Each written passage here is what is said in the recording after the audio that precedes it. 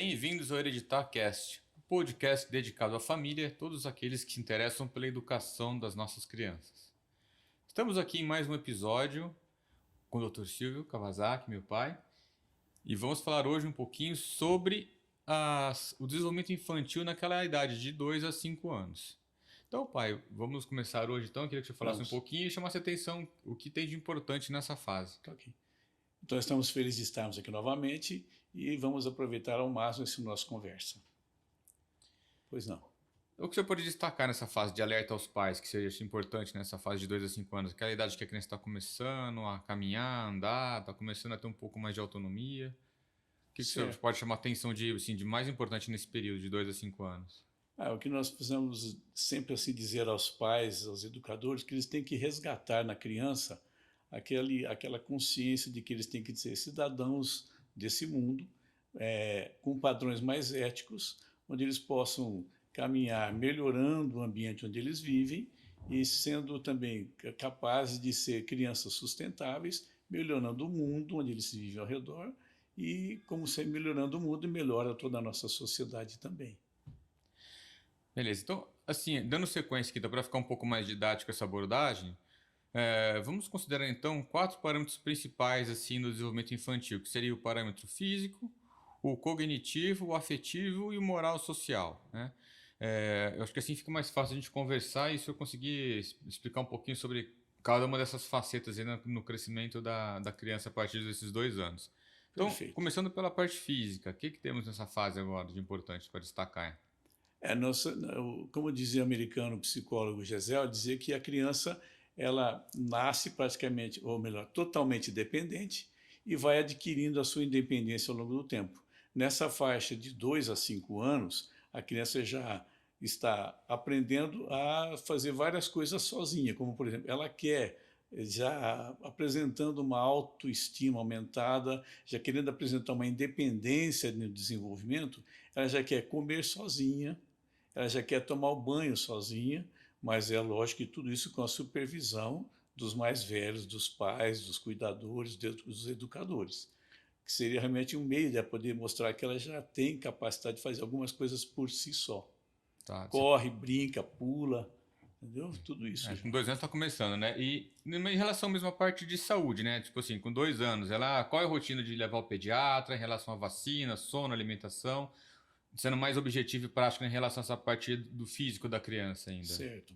Levar o pediatra, pelo menos nessa faixa de idade, a cada 3 meses, para que a gente possa acompanhar o seu desenvolvimento neuropsicomotor, entendeu? Não é só quando fica doente. Isso, não é só quando fica doente, porque doente é medicina curativa e a nossa medicina já é preventiva e medicina da epigenética. E também eu não disse também, mas é uma fase muito importante do desfraude da criança. Ela também já começa a se preocupar já em demonstrar que ela já está assim, incomodada com as fraldas que ela tem, ela já começa a mostrar a capacidade de desenvolver já um controle esfincteriano. Isso faz parte da autoconfiança e da independência que é importantíssimo desenvolver nessa época. Quanto às vacinas que você perguntou, nós temos aos 4 anos os reforços que nós temos que fazer. Seria o segundo reforço da vacina, chama DTP, difteria, tétano e pertussis, e mais a vacina oral da poliomielite ou a vacina intramuscular da poliomielite, que chama de VOP e VIP. Nós temos também que, nessa época importante, que a criança faça também a segunda dose da vacina de sarampo, cachumba e rubéola, mais varicela, e às vezes são assim, sarampo, cachumba e rubéola e mais uma que é varicela, e às vezes alguns postos de saúde, já no particular, já tem também uma vacina única, que ela é uma tetravalente, é cachumba, sarampo e rubéola e mais a varicela numa aplicação só. Ela pode levar no posto, no pediatra, que vai resolver, mas é importante chamar atenção para a vacina, né? E o segundo reforço também é da meningite C, ou, se for particular, a CWY, já aos 4 anos de idade. Perfeito. Então tem bastante vacina nessa fase aí, bastante tem que ficar atento, vacina, né? Isso, bastante vacina. Em relação à parte motora, ela não está indo para a escola ainda, provavelmente. Ela deve estar ainda em casa. Uma criança de 2 anos já vai à escola? Não? Como é essa questão da escola? Já está na hora de mandar para a escola, se for filho único, ou se tiver mais irmão, melhor segurar até os 4 anos, 5 anos? Não, tudo Qual é a depende. recomendação? Uma coisa que eu esqueci também, tem a vacina da febre amarela também. Já a segunda dose da vacina da febre amarela aos 4 anos. Agora, quanto ao desenvolvimento da criança, eu acho que tudo depende da logística da família, né? Se a família realmente tem condições de manter a criança em casa, com os parentes, avós ou tias, alguém junto que possa trabalhar com a criança, tudo bem. Isso não é momento de mandá-la para a escola, entendeu? Que é fundamental também para o desenvolvimento cognitivo da criança. E aí, em relação à fralda que você estava falando, né?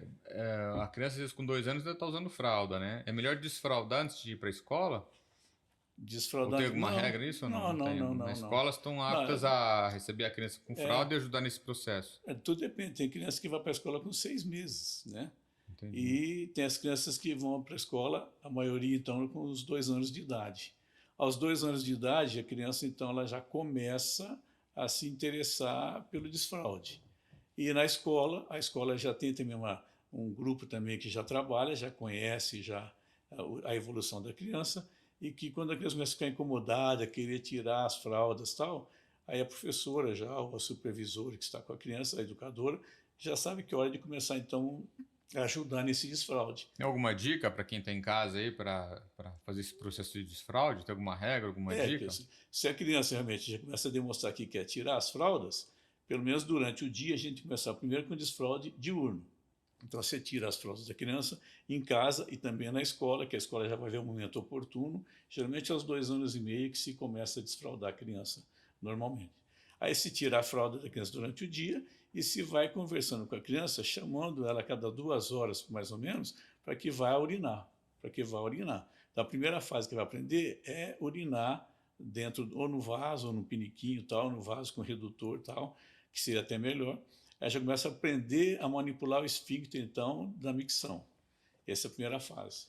E só depois, mais tarde, quando ela já tiver já coordenada a micção diurna, ela também pode começar também a fazer também o trabalho noturno.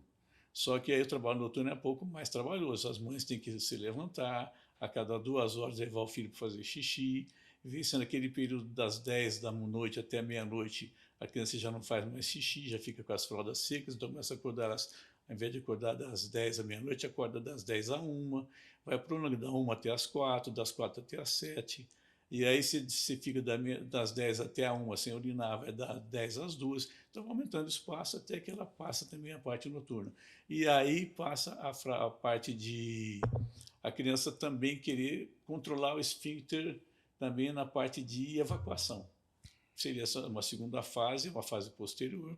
E às vezes acontecem problemas sérios nessa idade de desfraude, quando a criança começa a retirar as fraldas também para a parte de evacuação, a criança fica com medo de evacuar porque está sem fraldas, ela começa a reter as fezes. E ela começa, às vezes, a impactar essas fezes e elas começam a ficar muito duras. E a criança, às vezes, vai evacuar, sente dor, então ela fica com medo de evacuar e sem fraldas ainda, ela segura às vezes por um dia, 2, 3, se os pais não tomarem cuidado, isso afeta demais o humor da criança, a criança fica irritadiça, ela fica nervosa, ela aprende que se ela come uma comida sólida, de repente começa a ter vontade de evacuar, porque a comida acaba sendo digerida no estômago, vai para o intestino. E para ir para o intestino, que está lá na frente tem que sair. Então a criança ela começa pela inteligência dela a entender que se ela come a comida sólida, dá vontade de evacuar daí 1 hora, 2 horas. O que ela faz? Ela começa a parar de se alimentar às vezes com a comida sólida e só quer tomar leite, suco e água. Então, pais, vocês têm que tomar cuidado, ficar sempre alertas. Qualquer noção de diferença ou dificuldade na evacuação, procurar o pediatra para a orientação, não? Maravilha.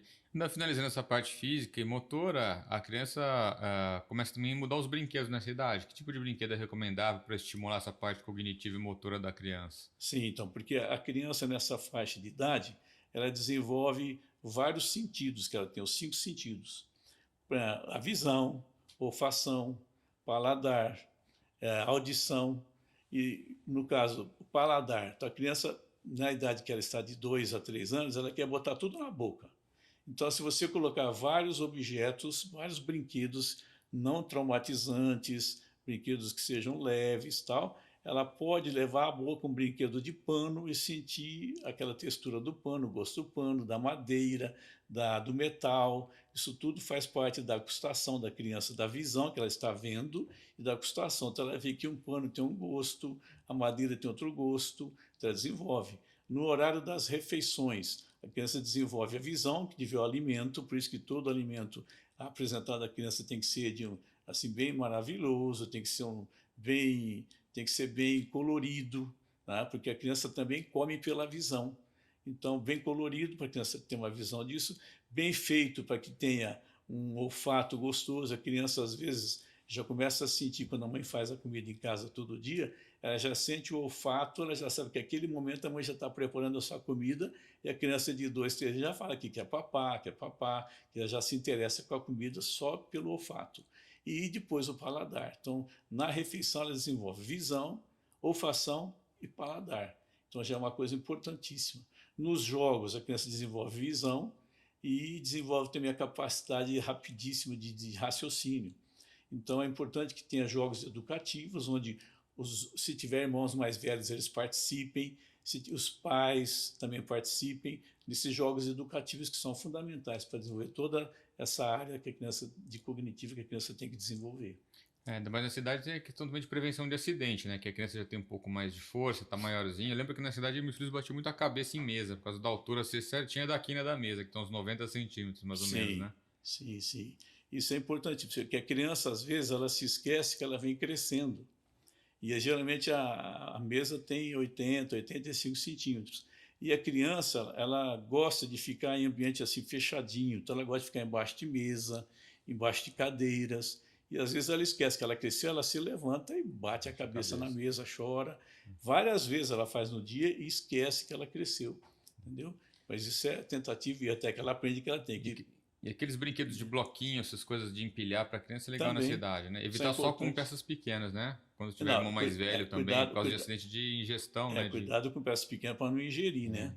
Mas é bom os blocos tal, porque a criança aprende a ter a coordenação motora e o equilíbrio para botar uma peça sobre a outra, tal. Isso é fundamental também.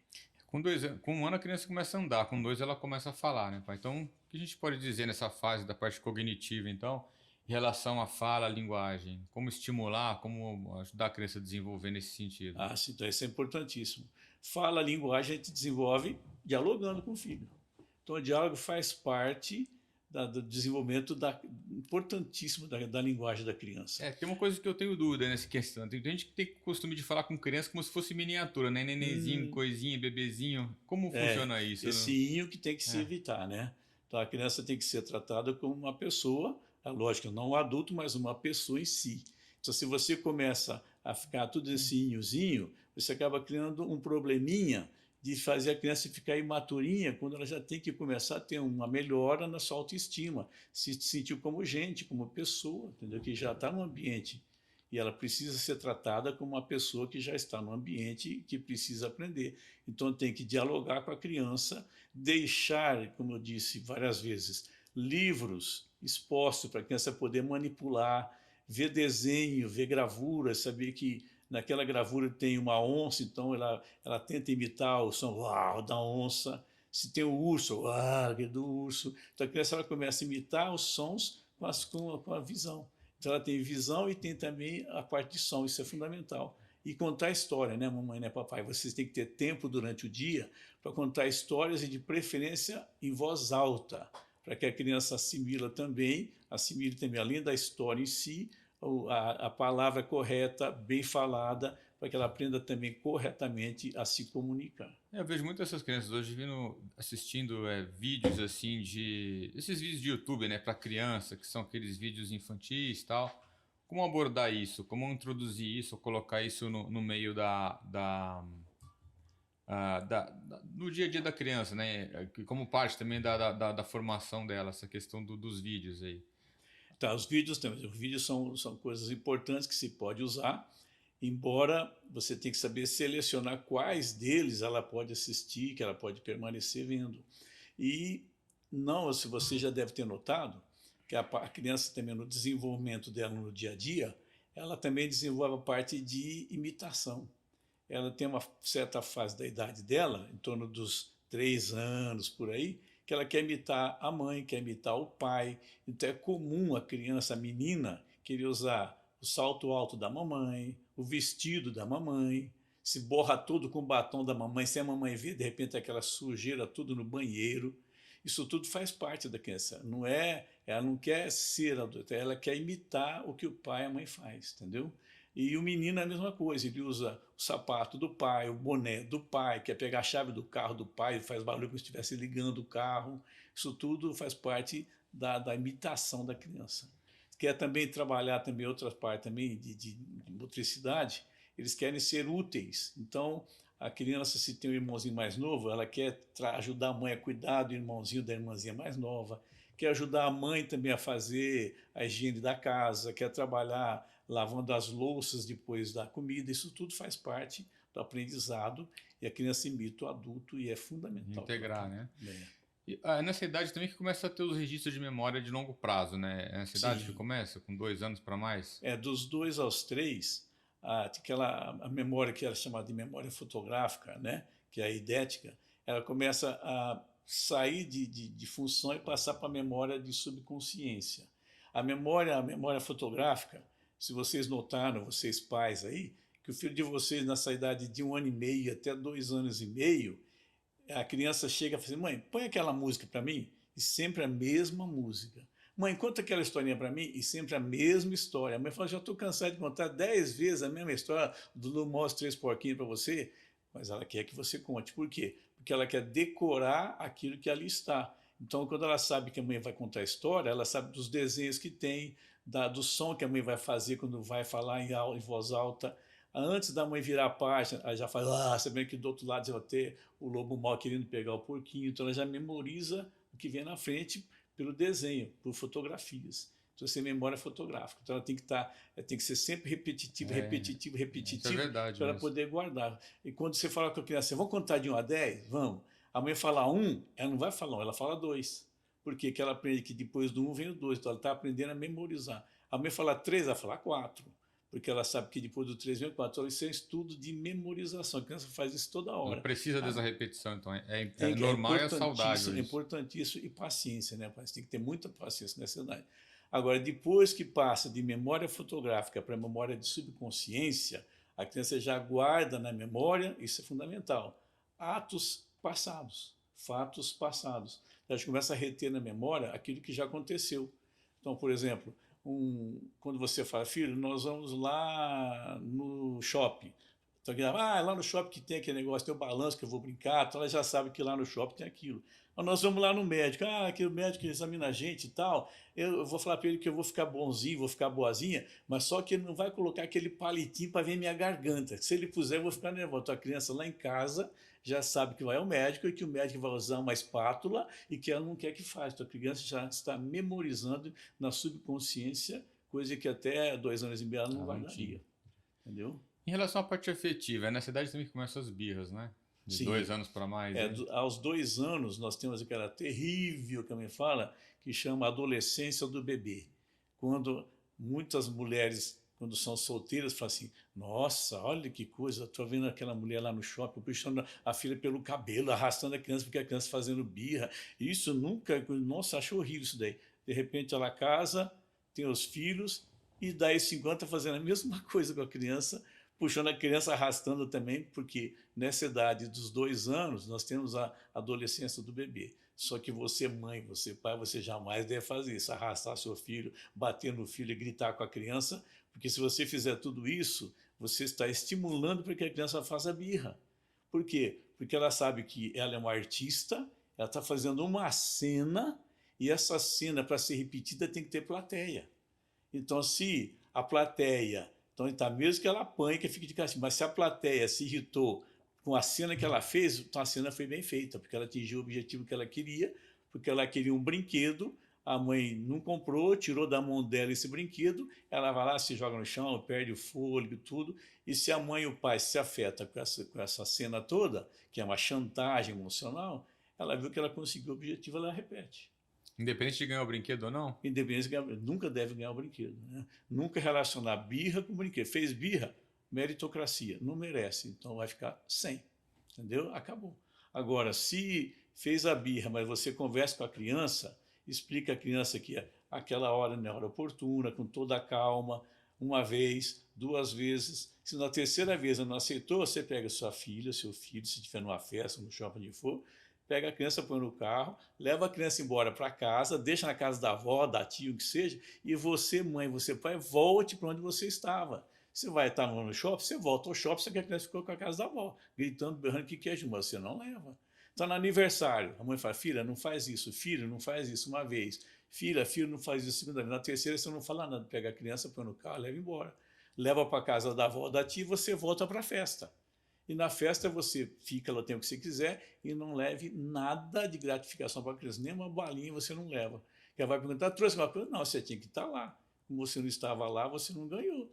Na segunda vez que ela perder o que ela queria porque ela fez birra, na terceira ela vai parar, vai pensar, falar, mãe, eu vou, mas eu não vou fazer birra não. Tudo bem, se você fizer, eu levo você de volta. Aí a criança vê que realmente a cena que ela fez não foi bem feita porque ninguém caiu na chantagem dela. Tem que ser mais maduro que a criança, né? É, tem que ser sempre mais maduro, e não carregar o filho puxando pelo pescoço, pelo braço, como muitas mães fazem, e a gente fica porque às chateado. vezes é E outra coisa, a criança perde a fica, paciência, às vezes a criança, também. Isso que é então, e difícil. se a mãe perde a paciência, o pai perde a paciência, a criança também, ela se sente inferiorizada, ela se sente envergonhada, porque a mãe bateu nela na frente dos outros, a mãe gritou com ela na frente dos outros da família, então o que ela faz? Ela se revolta mais ainda, porque ela foi humilhada, porque a cena não deu certo, além da cena não dar certo, ainda ela apanhou. Então, além de não dar certo a cena, ela ficou humilhada porque ela levou um safanão, ela foi sendo puxada pelos braços, que não deve acontecer. Então, paciência, paciência e paciência. Ou seja, na cidade é importante então começar a ensinar para a criança em relação a regras e limites, né? Isso seria então a parte de desenvolvimento social da criança e moral. Porque a criança, então, você já viu então, que a criança já está aprendendo que algumas ações que ela faz repercute também nos que estão ao redor, nas pessoas ao redor. Então ela fez uma cena que deixou a mãe irritada, deixou a avó irritada, deixou o pai envergonhado, então ela já está vendo que ela está afetando Meio, outras né? pessoas. Então aí é a hora de você, mãe, você, pai, colocar regras, limites, para que a criança entenda então que nem tudo que ela quer, ela pode, nem tudo que ela quer fazer, ela pode. Então ela vai ter limites e regras que ela tem que obedecer obrigatoriamente para ser feliz.